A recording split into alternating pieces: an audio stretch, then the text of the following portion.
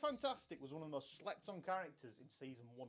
Most people think he's a tank, playing on the front line, playing at the choke, but at the end of the day, what's his role? It's a duelist.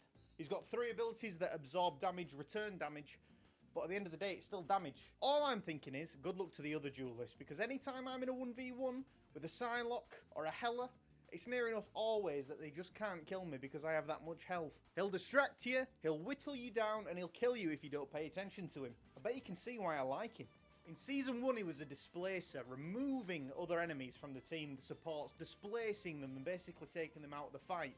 When I saw the patch notes for Season 2, I got very excited because I've been playing him for a long time. I've got nearly 100 hours on Fantastic now, and quite frankly, I think I'm alright with him.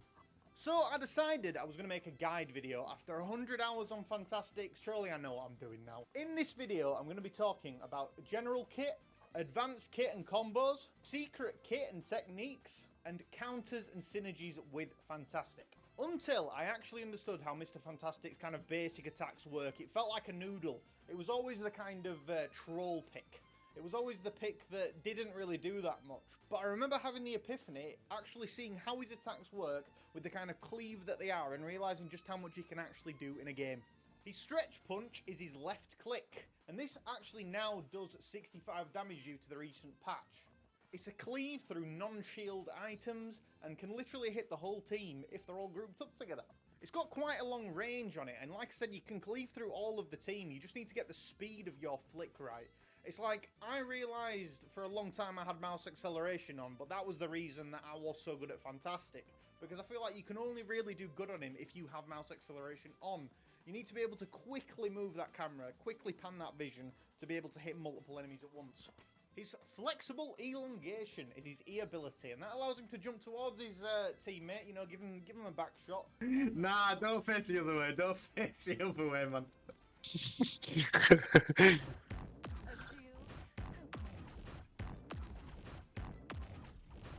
I don't know about that one. Gonna give them and yourself 75 bonus health.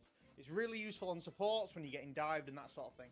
Now the other use is to use it on the enemy, and that's going to knock them back. And since the kind of Season 2 patch notes, that is now going to do 30 damage to them, and it's going to slow them by 35%. A bonus to this ability though is it currently cancels every sort of flight ability. Now if that's kind of Stranger's flight, it's going to completely stop him from jumping out of the air. It can completely stop Spider-Man from moving, even if he's going at maximum momentum. It's going to stop him dead in place. And now that's going to apply a 35% speed reduction, slow duration, and it's going to make them a lot easier to kill. It also damages enemies if you're using it on your teammates. So if they're in that radius and there's a Spider-Man just there, you shield the teammates, you're still going to do that 30 damage towards them. Now I'm not sure with this new Season 2 patch if it's still going to apply the slow duration. We'll just have to test it and find out. His right click ability is Distended Grip. Now this ability, you've basically got 3 actions with it. You can use one arm to grab an enemy, you can use a second arm to either grab the same enemy or to grab another enemy. And if you're grabbing a single enemy, you're going to pull them towards you. If you're grabbing another enemy, you're going to pull them together. The differences in damage is each arm does 20 damage. So that would be 20, 40, and then the pull would do 50 on a single enemy. So that's a total of 90 damage. The difference, however, is that if you're using this on 2 enemies, it's going to do 30 damage to either of them. So that'd be 20, then it'd be 30, and that'd be spread on both of them. So in total, that's 100 damage. His left shift ability is Reflective Rubber, and I do like this one because he's going to charge up all of the damage that the enemy does. In total, it's going to be 300 damage that you can take, but that doesn't say to just 300. If you receive an Iron Man Pulse Blast, or, you know, Hawkeye shots, or anything that does over 300 damage, well, for a start, you don't get headshot, but second of all, it's going to just cap. As long as you have 1 health in that Reflective Rubber state, it's going to allow a lot more damage to be taken, as long as it's one kind of single hit. It makes you immune to headshots and crowd control and lasts for a total of 3 seconds. It'll reflect a total of 60% of the absorbed damage, that does cap at 300, into a total of 180 damage returned as a kind of slow sniper bullet at the enemy. So 180 damage off the kind of base damage value that you could pile into a support. With Mantis's damage boost, that actually does 202 damage. That's another 22, and that can be quite beneficial to killing squishies. What ties everything together is his passive ability, Elastic Strength. That's kind of what makes Fantastic so strong. Basically, you have an elastic level that goes from 0 to 100, and when you hit 100 on your elasticity level, you then transform into your inflated state. You can gain elasticity by either doing basic attack damage for 8 elasticity, or from either of Distended Grip or Flexible Elongation for 20 each. So it doesn't take that long to actually get up to 100, but it used to be 5 for the basic attack, so moving that up to 8, and unfortunately buffing from 30 to 20 on the other abilities has made it a little bit more difficult to get there. When you transform into Inflated State, you now get a total of 400 bonus health and a 20% movement speed increase for a total of 6 seconds. Your attacks now work at a shorter range, and during this kind of 6 seconds, you can get 6 main attacks through, and these are big cleaves. These go through shields, and they now do a total of 80 damage per target. I did the math on this, and if you hit every single team member, all 6 of them, 80 damage each, that's 480 damage per swing. Say they're in a Grutel or something like that. That means in that 6 second period of them 6 swings, you can do a total of 2,880 damage. Literally just in 6 seconds. But realistically, from every inflated state, you can probably genuinely get around 1,000 damage per state. Your ultimate Brainiac Bounce, finally. Oh! You've got a total of 6 bounces, and it doesn't matter where you go for the first 2 hits, but from 3 to 6, you've got to make sure you hit someone, otherwise it's going to stop. This can be cancelled with shields, with Invisible Woman, shields, kind of anything that stops damage, bubbles or anything. You just need to be doing damage. But the damage does work on Loki clones, Namorta, it's any kind of destructible copy or thing. Your first bounce does 70 damage, and it falls off at a radius of 10 meters. At the 10 meter range, it's going to drop off by 71.4%. Each bounce does an additional 14 damage, leading to on the 6th bounce, it does 140 damage. Now, the slow effect is every single bounce, it's going to increase by 10%. It's going to start at 10% and end up at 60%. The new change with Fantastic's Ultimate as well is that now you immediately gain the health that you would from inflated state, so you no longer have to go running around and getting inflated state, then cancelling it to use your ultimate just so you can survive. It's had that built into it now. So that's basically how all these abilities work. Now we're going to go into the advanced kit. If I haven't told you already, I have nearly 100 hours on Mr. Fantastic, and I've kind of developed my playstyle without looking at any guides before. And I had a look at some of the guides and what people were saying and how to play him.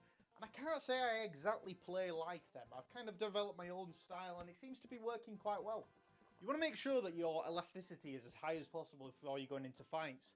You want to use your Eon teammates, your Flexible Elongation, and you want to use your Descended Grip just up into the air. And that way, you're going to be able to be on 60, 70 before you even go into a fight now, and then you're ready to transform and deal that massive cleave damage and get that bonus health as quick as possible. But once you actually reach 100 elasticity, say your main fight, you don't actually want to immediately transform into inflated state.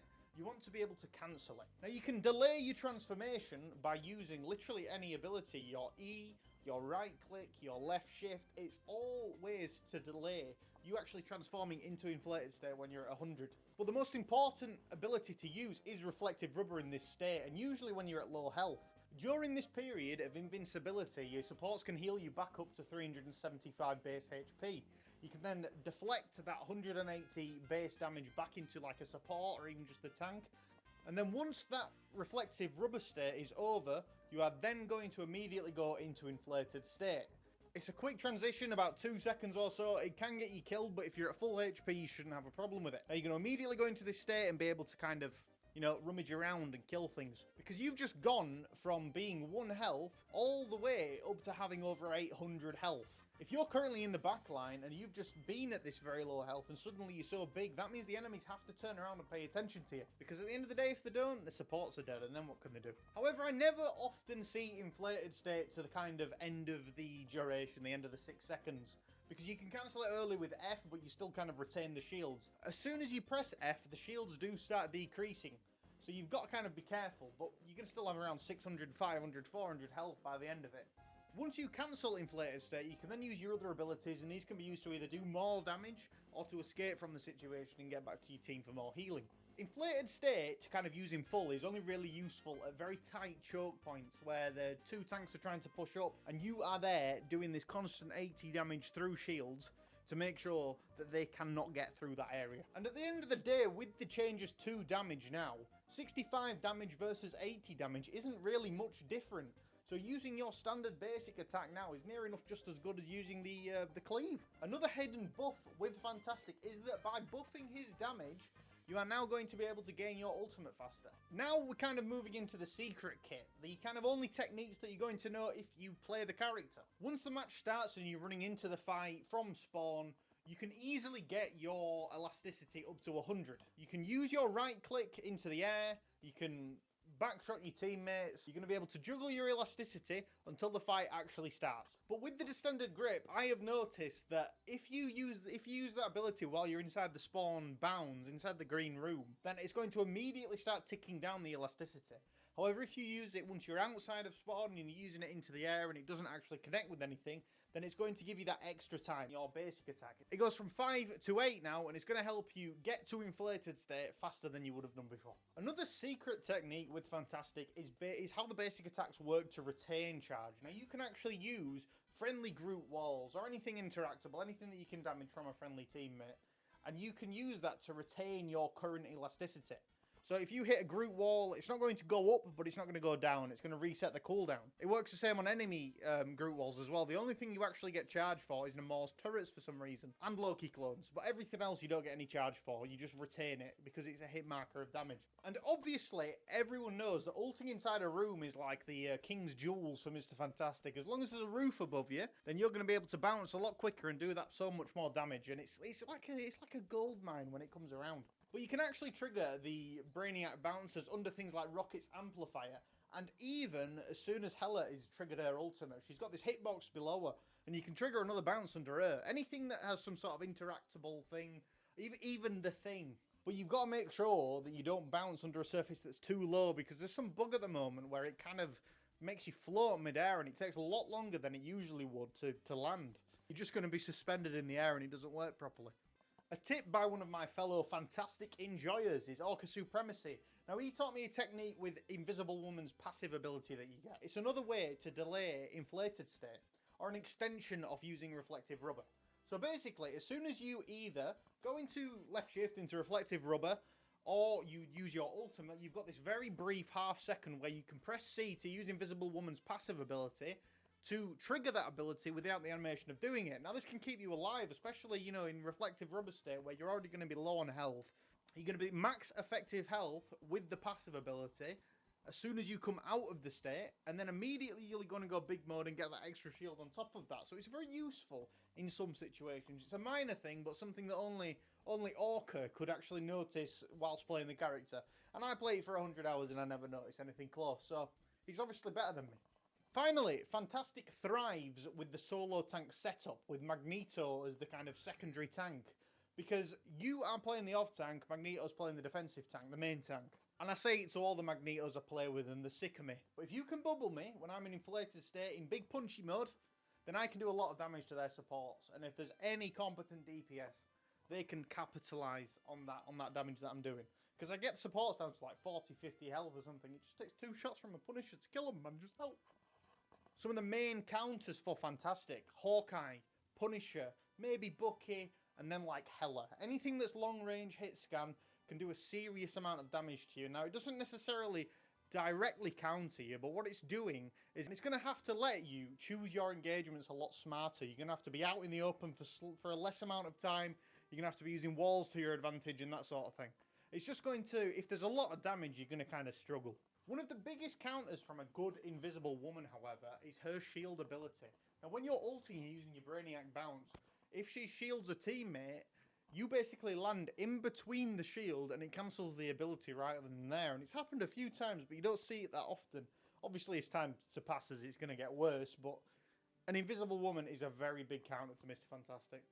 Groot and Hulk are characters I don't like playing against as Mr. Fantastic. Groot with the kind of displacement of the walls to stop you from retreating and getting out of there. And then Hulk just with the exile, with the shield that can stop Brainiac bounce. And also the fact that he has now got a movement speed buff, which means you cannot escape from him. So he's constantly in your face, he can constantly be doing some damage to you, and it's going to make it very difficult to survive when he's around. But also, you might think Brainiac Man's was a shit ability. Now compare that to Psylocke, because Psylocke's ability is a lot worse than his is. Fantastic, however, does prove very useful against flying enemies like Storm due to the very ease of access. You can immediately get up there, you can reach them, you can do a lot of damage to them where their healers wouldn't be looking at them. But the main kind of purpose of Fantastic is against dive. Now with the new slow effect and the kind of easy ways to damage divers without having to aim, which is great for me. So Spider-Man, when he's coming through, you can immediately displace him, stop him from moving, cancel his movement abilities, and basically stop him from doing as much as he wants to.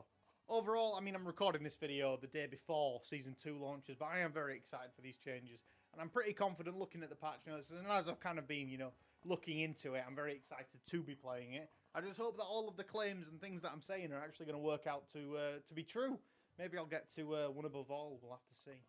I just hope I don't have any competition on my team who's going to take Fantastic from me. I do stream near enough every day on Twitch, and I play a lot of Fantastic.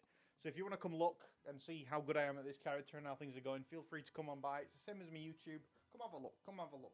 But if you've enjoyed this video, you know, give it a like. Tell me what you think of Fantastic, more importantly, with the kind of new changes that's come out. And I hope you might actually consider playing him because he's quite a fun character. And I can't quite say that I've seen anyone who plays just like him. Ha ha!